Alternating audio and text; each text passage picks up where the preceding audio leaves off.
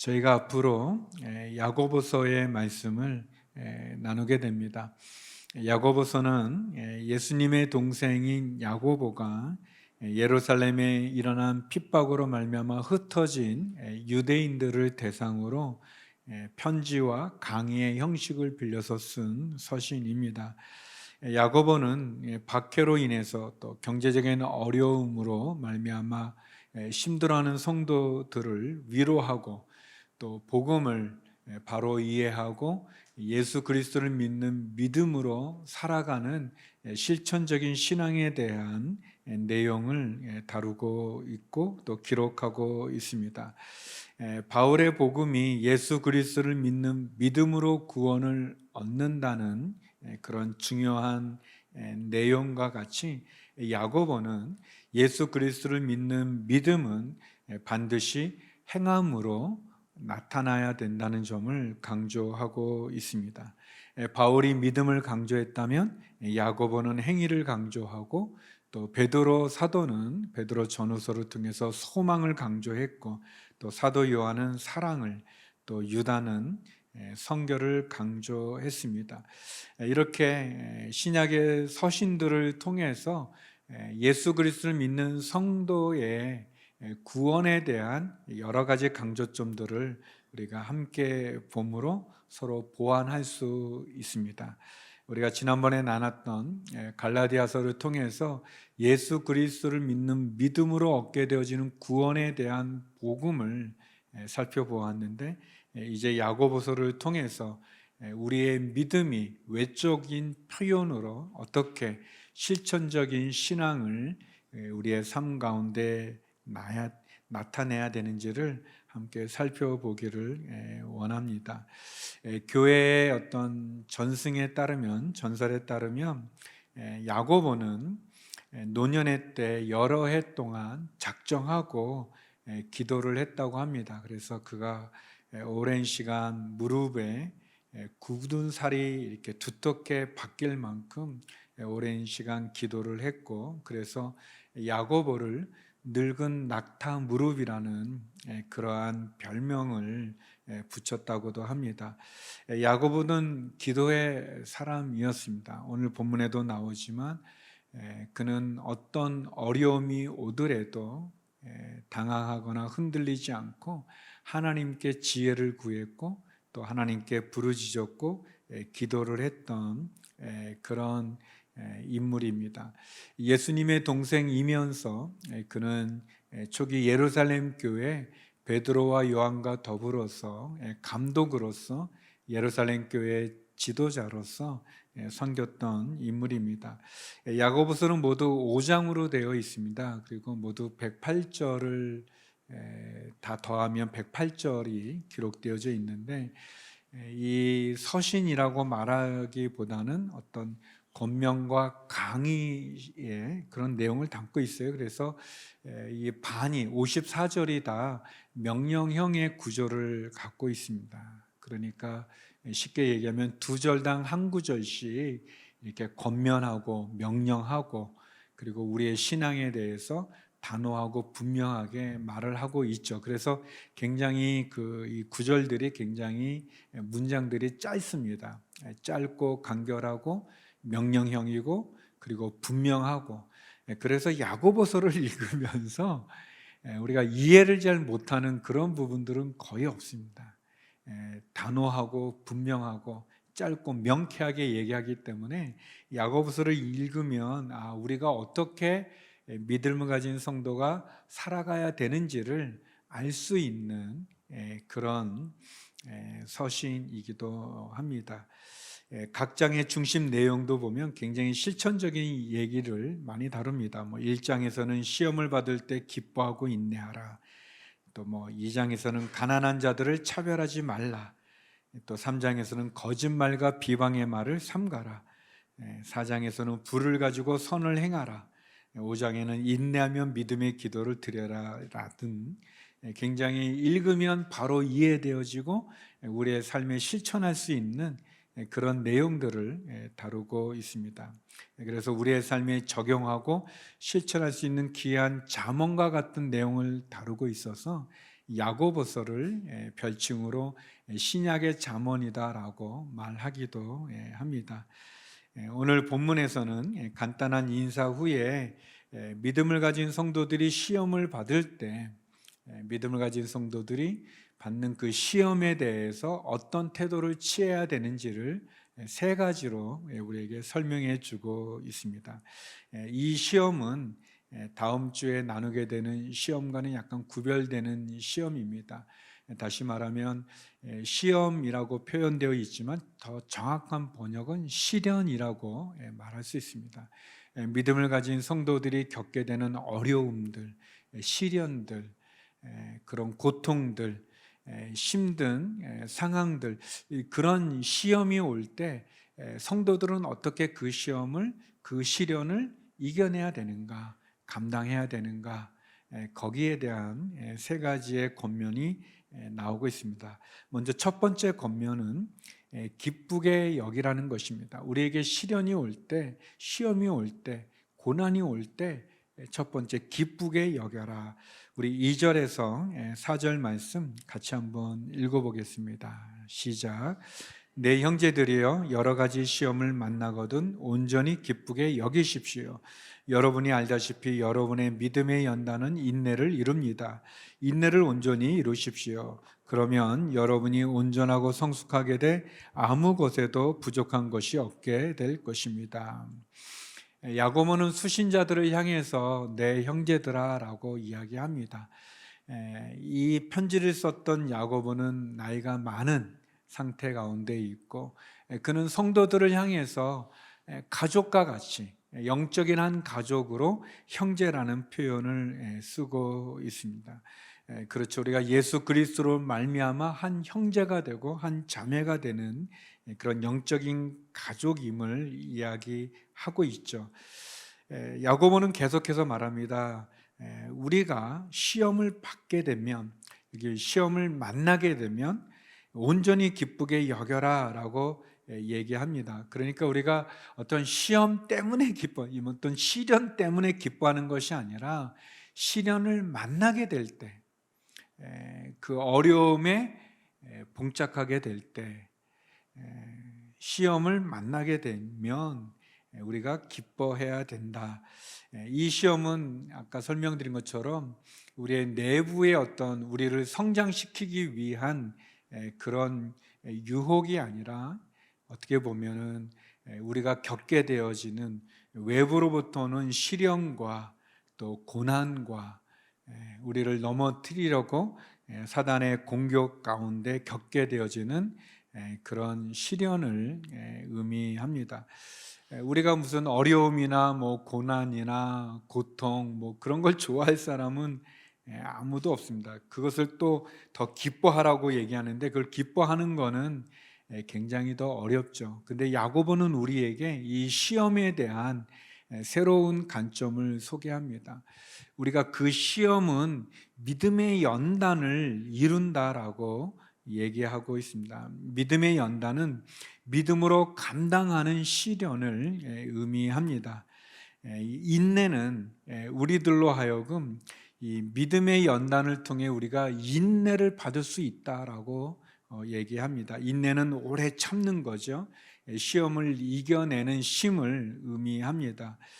이 믿음이 우리로 하여금 시련을 통해서 연단을 통해 인내를 이루게 되고 그 인내는 소망을 준다. 하나님의 사랑을 여는 알게 되는 소망을 이루게 된다. 그리고 그 인내를 통해 우리는 그 시험을 이겨낼 수 있을 뿐 아니라 그 믿음을 통해서 인내를 통해 그 시험을 이겨내므로 우리의 믿음이 성장된다는 그런 내용을 우리에게 다루고 있습니다. 사도 바울도 비슷한 이야기를 로마서에서 하고 있죠. 로마서 5장 4절 5절인데요. 인내는 연단은 소망을 이루는 줄을 알기 때문입니다. 이 소망은 우리를 낙심시키지 않습니다. 하나님께서 우리에게 주신 성령으로 인해 그분의 사랑을 우리 마음에 부어주셨기 때문입니다. 여기에 보면 우리가 시험을 만날 때 기쁘게 여길 수 있는 이유는 그 시험이 우리로 하여금 믿음의 연단을 이루게 되고, 그 믿음의 연단은 결국 인내로 우리를 이끌어 준다는 거죠. 그리고 그 인내를 통해서 우리는 그 시험도 이길 뿐 아니라 하나님의 사랑을 더 알아가게 되고, 그리고 결국 그 믿음의 연단을 통해 믿음으로 그 시험을 이기는 승리를 통해 우리의 믿음이 견고하게 돼 있다. 그래서 우리가 시험을 받을 때 기쁘게 여겨라라고 권면합니다. 이 야고보는 이제 인내에 대한 이야기를 계속 다루고 있고, 또 5장에서 다시 한번 더 자세하게 다루고 있는데, 이 성도가 가지고 있는 성품 가운데 아주 중요한 최고의 성품 중에 하나로 인내를 얘기합니다. 성숙의 최고봉으로 인내를 이야기하죠. 인내는 보면은 이 사랑하는 사랑의 비결도 사실은 인내에 있습니다. 고린도전서 13장 4절과 7절에 보면 사랑은 하면서 이제 정의를 내리는데, 사랑의 첫 번째 정의가 뭔가? 오래 참음입니다. 사랑은 오래 참고. 우리 성도 여러분이 혹시 아직 결혼을 못했다면 내가 오래 참는 게 좀 부족했구나, 그렇게 알고, 혹시 또 부부 사이에 어려움이 있다면 내가 이 인내가 부족해서 그렇구나 라고 생각하면 좋습니다. 사랑은 오래 참고. 그리고 또 이제 그 고린도서 13장 7절에 보면 사랑은 모든 것을 참고, 모든 것을 믿으며, 모든 것을 바라며, 모든 것을 견딘다라고 얘기했습니다. 그러니까 인내는 우리로 하여금 사랑을 얻게 되는 비결입니다. 사랑이 오래 참고, 또 모든 것을 견디고, 모든 것을 참는 그런 모습이죠. 참을 수 없는 사람을 참고, 참을 수 없는 상황을 견디어내는, 참을 수 없는 환경 가운데 낙심하지 않는. 그래서 인내를 통해 우리가 무엇을 얻을 수 있냐? 열매를 맺을 수 있습니다. 우리가 시작만 하고 열매를 거두지 못하는 우리의 삶의 부분들이 많이 있지 않습니까? 농사를 지은 농부가 심기만 하고 거둘 수 없다면 그것처럼 안타까운 일이 어디 있겠습니까? 나무를 심어 실과를 얻기 원하는데 그 열매를 따지 못한다면 참 안타깝겠죠. 예수님께서도 씨 뿌리는 농부의 비유 가운데 어떻게 열매를 맺는가? 인내로서 열매를 맺는다고 말씀하십니다. 누가복음 8장 15절 말씀인데요, 우리 같이 한번 읽어보겠습니다. 시작. 그러나 좋은 땅에 떨어진 것은 착하고 좋은 마음으로 하나님의 말씀을 들은 뒤에 그 말씀을 굳게 간직하고 인내에 좋은 열매를 맺는 사람들이다. 우리가 말씀을 듣고 그 말씀을 굳게 간직하고 인내함으로 좋은 열매를 맺는다 그랬습니다. 인내는 오래 참고 견디는 힘입니다. 인내는 우리의 신앙이 성숙해지는 과정 가운데 반드시 우리가 소유해야 되는 그런 성품이죠. 사도 바울은 말합니다. 시험을 만나거든 기쁘게 여기십시오. 왜? 그 시험이 믿음의 연단을 통해 우리에게 인내를 배우게 한다는 겁니다. 그리고 그 인내를 통해 우리는 시험을 이길 뿐만 아니라 하나님의 사랑을 알아갈 뿐만 아니라 우리의 신앙이 성숙해지기 때문이라고 이야기합니다. 우리가 시험과 시련을 기쁨으로 맞이할 수 있는 것은 우리가 그 믿음을 가지고 있을 때 그 믿음이 그 인내를 통해서 우리가 온전해진다는 것, 부족함이 없는 완전히 성숙한 그리스도인으로 만들어진다는 것입니다. 시험을 받을 때, 시련을 당할 때 기쁨으로 인내를 온전히 이루어가는 저와 여러분이 되기를 주의 이름으로 축원합니다. 제가 목사님들하고 이렇게 이제 지난주에 어디 모임에서 잠깐 얘기하면서 이제 저하고 또 한 목사님이 자기 자랑을 그렇게 많이 해요. 그래서 이제 제가 이제 또 자랑하려고 하는 것을 제가 참겠습니다. 이제 그랬더니 그 자리 식사 모임이 좀 분위기가 좋아서 그냥 평소 하던 대로 하라고. 그래서 제가 인내를 잘한다고 그렇게 밝힌 적이 있었거든요. 그리고 이제 설교 준비하려고 보니까 여기 인내를 얘기하고 있어요. 시험을 받을 때 기쁘게 여겨라. 왜? 그 시험을 통해 우리가 인내를 이룰 수 있다 그랬습니다. 성도 여러분, 제가 자랑을 해서 너무 죄송한데 인내를 잘합니다. 그래서 여러분이 제 설교를 잘 안 들어도 제가 인내하면서 전하고 그런데 오래 참고 오래 견디는 거 제가 중국에 있을 때 배웠습니다. 분명한 것은 예수님께서 또 하나님께서 저와 여러분에 대해서 인내하신다는 겁니다. 우리를 오랫동안 기다려 주시고 우리를 포기하지 않고 우리를 인내하신 거죠. 우리의 이 죄성, 우리의 그 교만함, 우리의 그 연약함, 또 실수하고 또 죄를 짓고 또 잘못하고 그럼에도 우리를 향해서 끝없는 인내하심으로 우리를 기다려주지 않습니까?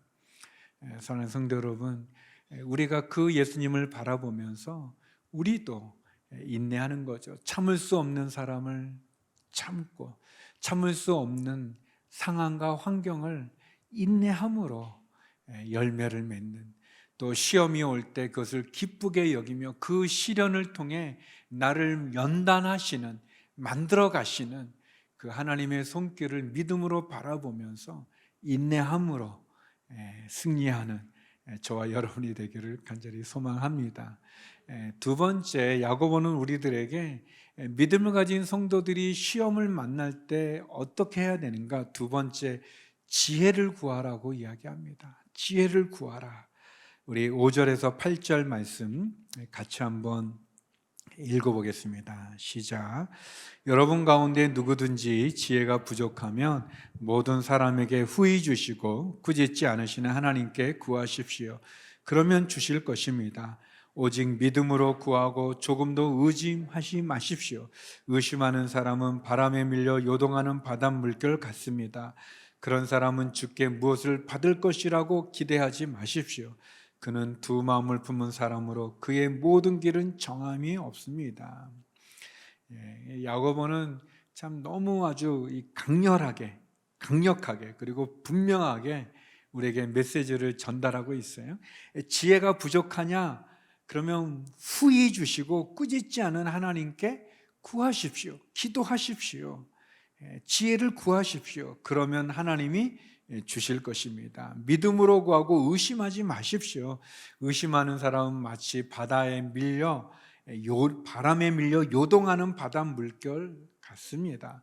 두 마음을 품지 마십시오. 두 마음을 품은 사람은 그의 모든 길에 정함이 없습니다. 이렇게 얘기하죠.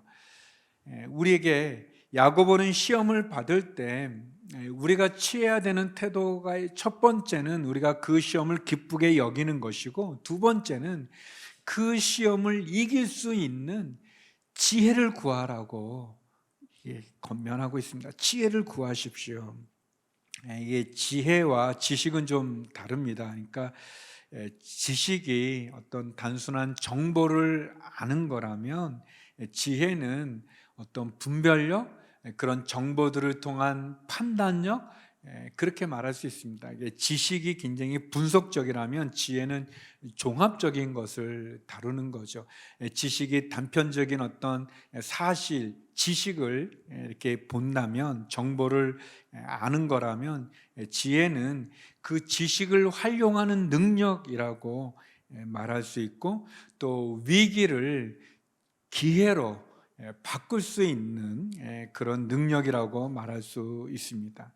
야고보는 우리들에게 우리가 시련을 당할 때, 시험을 받을 때 지혜를 구하라고 얘기합니다. 그 시험과 시련을 통해 극복할 수 있는, 또 넘어설 수 있는 그리고 그 시련을 통해 하나님이 우리에게 주시는 메시지를 깨달을 수 있는, 통과할 수 있는, 이겨낼 수 있는 그런 지혜를 구하라고 이야기합니다. 그러면서 하나님께서는 후히 주신다, 인색한 분이 아니라는 거예요.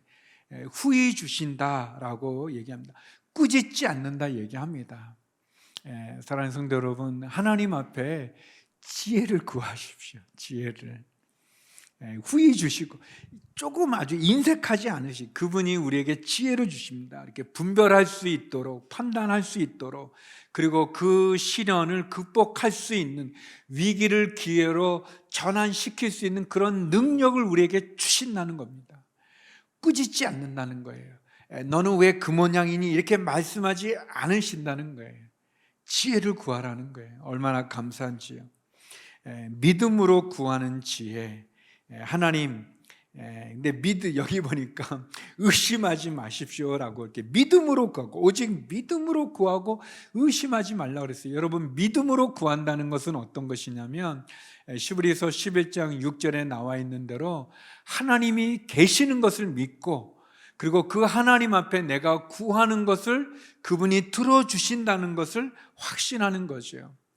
믿음으로 나아가는 자는 그가 계신 것과 그가 자기를 찾는 자들에게 상 주시는 이심을 믿어야 한다고 그랬어요. 우리가 믿음으로 구한다는 것은 어떤 거냐면 하나님이 계시고 그 하나님께서 내 기도를 들어주신다는 것을 믿는 것을 의미합니다. 여기 의심하지 마라, 두 번째 의심하지 말라고 그랬는데, 의심하는 것은 뭐냐면, 의심하는 것은 이렇게 내 기도를 하나님이 들어주실까, 거기에서 그것을 믿어야 되는데 아닐 거야 라는 거라든지, 하나님에 대한 불신앙의 태도를 말합니다. 의심하는 사람은 결정을 내리지 못하고 주저하는 사람 말하죠. 이 의심과 믿음은 병립될 수가 없는 거예요. 믿음에 반대말이 있다면 그것은 의심이겠죠. 의심하지 말라. 성도 여러분, 우리가 기도를 하면서도 하나님을 믿지 못한다면 그것처럼 어리석은 것이 어디에 있겠습니까? 예수님께서도 이렇게 말씀하셨어요. 마가복음 11장 24절에 보면, 그러므로 내가 너희에게 말한다, 무엇이든지 너희가 기도하고 간구하는 것은 이미 받은 줄로 믿으라. 그러면 너희에게 그대로 이루어질 것이다 라고 말씀하셨습니다. 우리가 하나님 앞에 기도할 때 믿음으로 기도하는 겁니다. 하나님이 계신 것과 그분이 나의 기도를 들으신다는 것, 그리고 더 나아가 우리가 기도한 것은 이미 받은 줄로 믿는 그 믿음이 우리에게 필요합니다.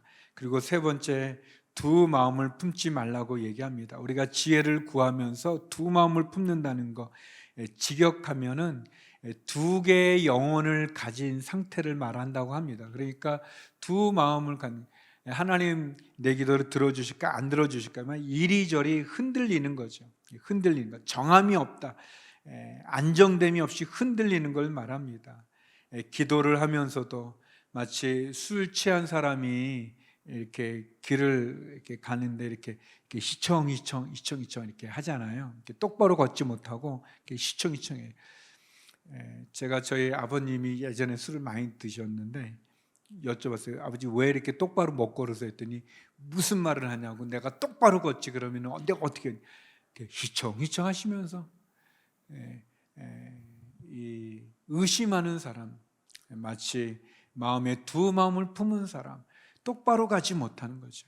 휘청휘청하면서 믿음으로 구하고 의심하지 않고 두 마음을 품지 않는 것, 특별히 우리가 하나님이 우리에게 주신 시련을 당할 때마다 우리가 그 시련을 기쁘게 여기고, 이 시련을 통해 하나님 나를 연단시키는구나, 나를 훈련시키는구나, 그렇게 우리가 하나님 앞에 믿음으로 인내하고, 특별히 이 시험을 이길 수 있는 지혜를 구하고, 그리고 기도한 것을 의심하지 않는, 두 마음을 품지 않는 그런 지혜가 우리에게 필요합니다.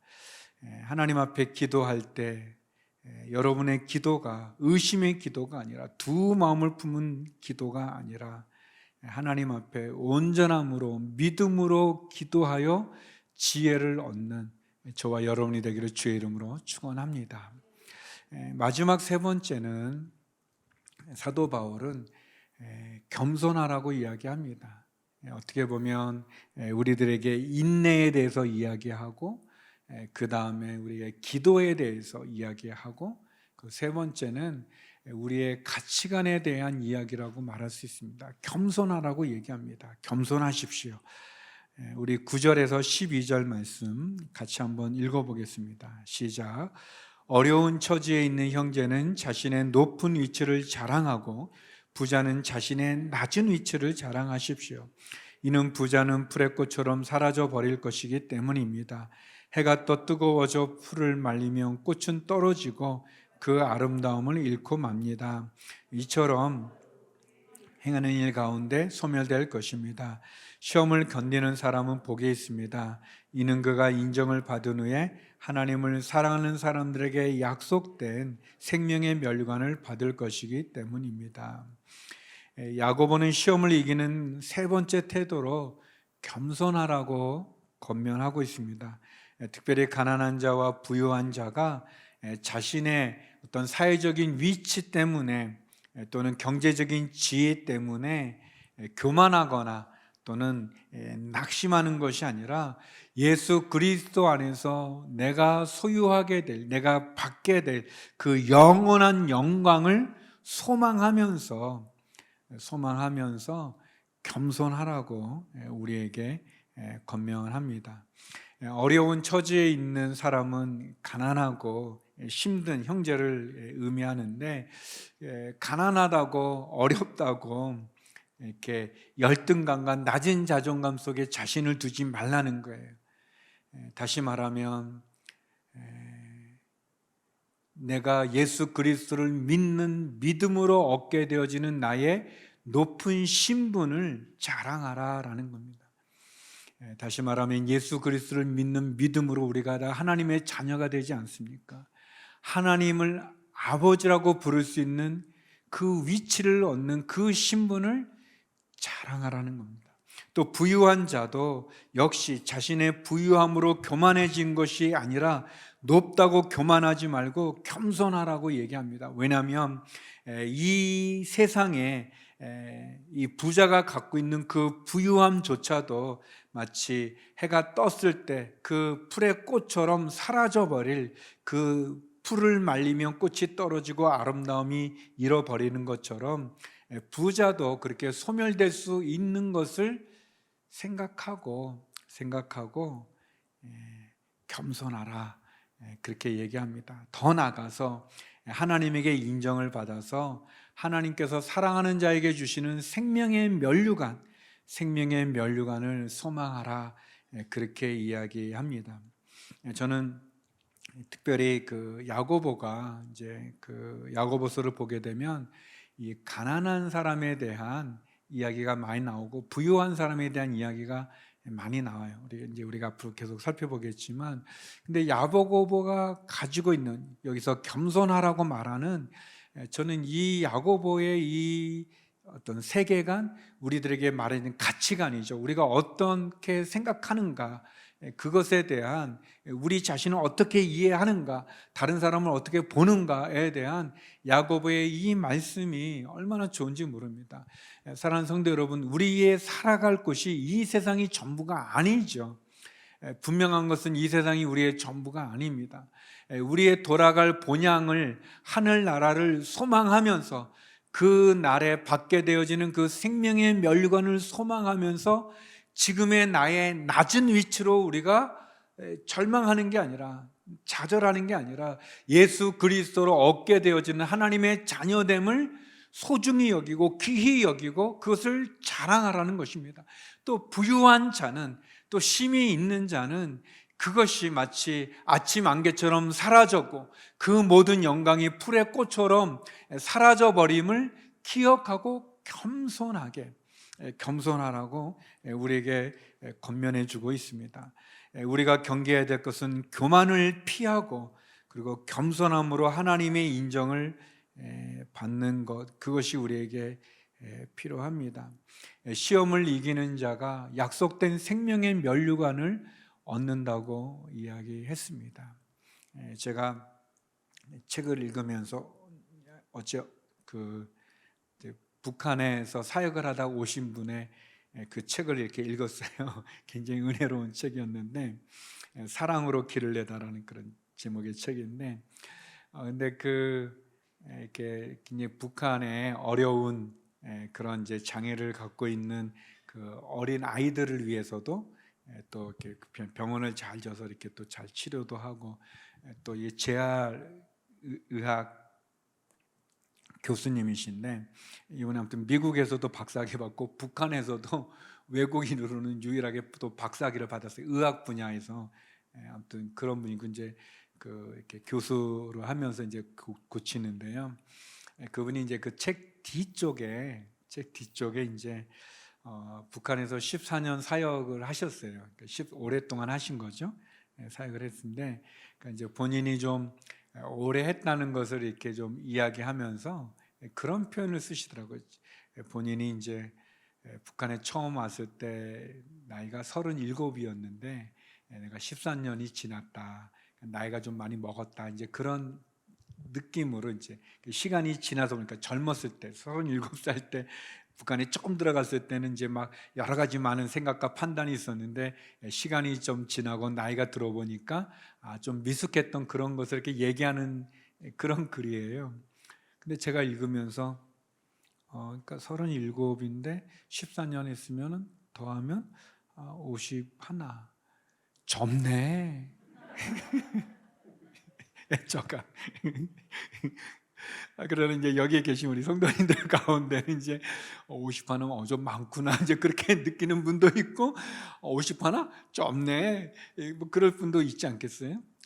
제가 굉장히 크게 깨달았어요. 사랑하는 성도 여러분, 겸손해야 됩니다. 우리가 힘이 있다고 막 하고, 우리 어르신들이 이렇게 여러분 버스 타는데 빨리빨리 안 타고 그러면 아우 빨리빨리 타지, 나이를 먹어보세요. 그러면 또 그렇지 않고 자꾸 잊어버려서, 아니 어떻게 그런 실수를 합니까? 막 하지만 또 나도 그럴 때가 또 오기도 하고 그런 겁니다. 내가 많은 걸 가졌다고 교만하는 거, 야고보서의 말씀처럼 해가 떠서 풀이 마르면 그 풀의 꽃이 떨어지지 않겠습니까?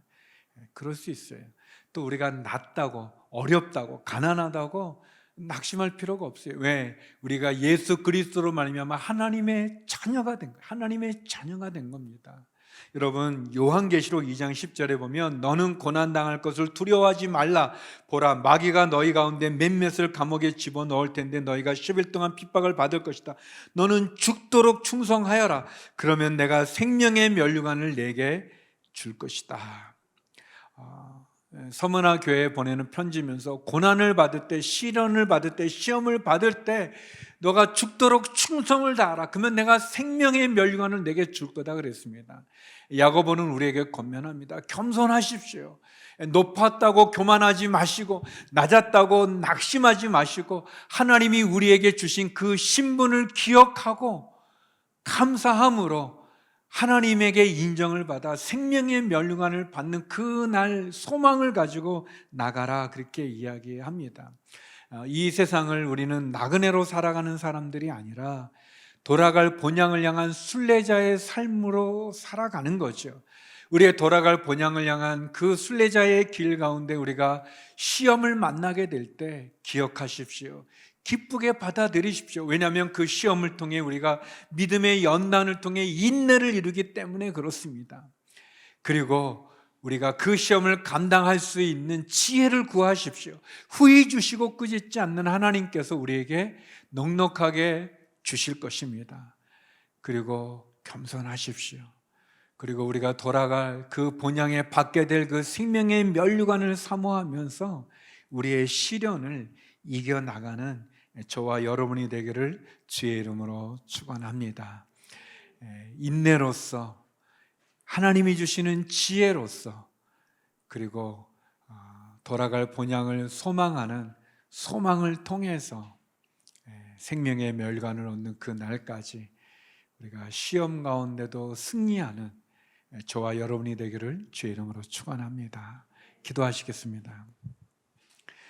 거룩하신 아버지 하나님, 주의 사랑과 은혜를 간구하고 또 주님께서 시험을 당할 때 기쁘게 여기고 지혜를 구하고 겸손하라 말씀해 주시는 이 은혜를 가지고 하나님, 저희가 능히 시험을 당할 때 승리하는 믿음의 사람들, 성도들 되게 하여 주시옵소서.